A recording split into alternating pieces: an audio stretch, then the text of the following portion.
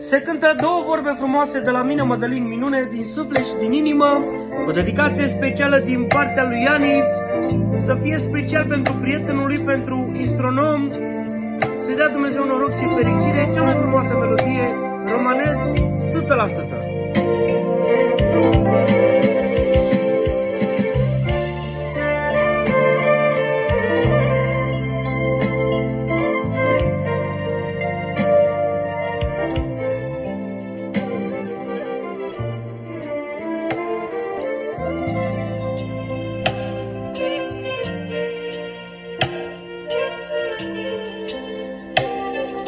Sopanelo Janis a nostro non ti avel bahtalo esasto. Au que se preparó te avel to te nochacho.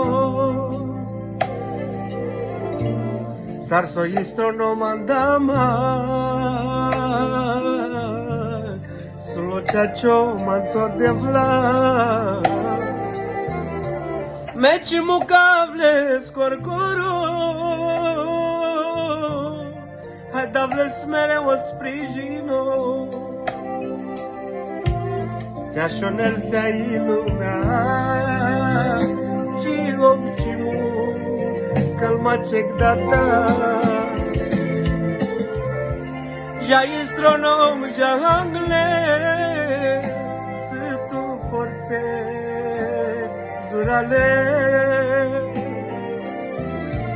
Beșava de kezaya Aici mucap tu cec data Tap tu mereu puterea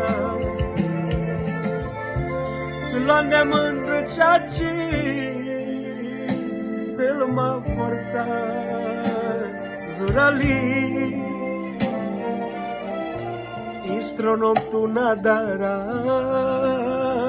Soga vela Țărdaia.